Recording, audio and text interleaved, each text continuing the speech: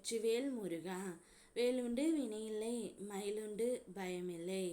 என் அன்பு தங்கமே, இந்த முருகனப்பா உன் வீட்டிலிருந்து வெளியேறப் போகின்றேன்.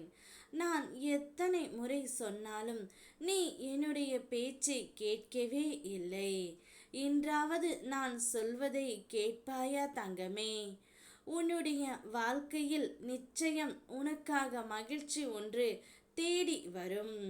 அடுத்தவர்களால் ஒருபோதும் நன்மை இல்லை என்று உணர்த்தவே சிலரின் சுயரூபத்தை உனக்கு நான் வெளிப்படுத்தினேன்.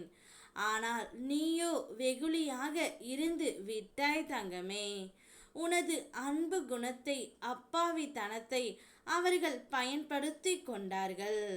பொருளையும் நம்பிக்கையும் நீ இழந்து அவமானமும் பட்டு விட்டாய் தங்கமே.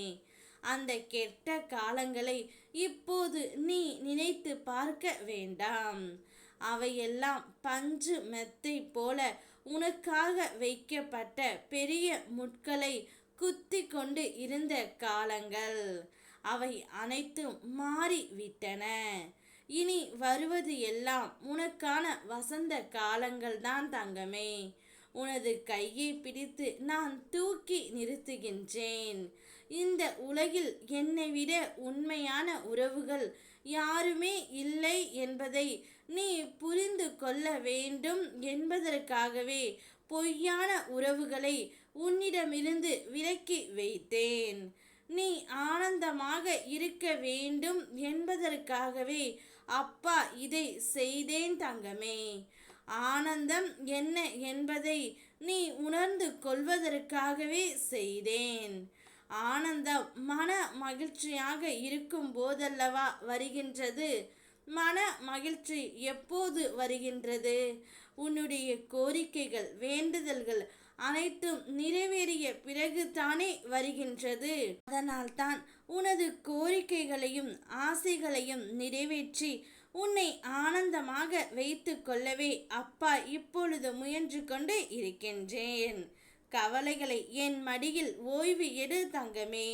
இதேபோல் இனிமேல் ஒவ்வொன்றும் உன்னுடைய வாழ்க்கையில் நல்லதாகவே நடக்கும். ஆனால் நீ என்னை புரிந்து கொள்ளாமல் அனைவரிடத்திலும் அன்பு செலுத்துகின்றாய். அதனால் கோபத்தோடு நான் வெளியேறுகின்றேன் தங்கமே. இனிமேலாவது என்னை புரிந்து கொண்டு என்னுடன் பேசி வா.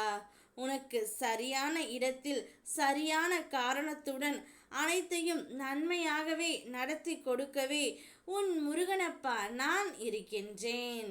நான் இருக்கும் பொழுது என்னுடைய குழந்தை கலங்கக்கூடாது. தைரியமாகவும் சந்தோஷமாகவும் இருக்க வேண்டும்.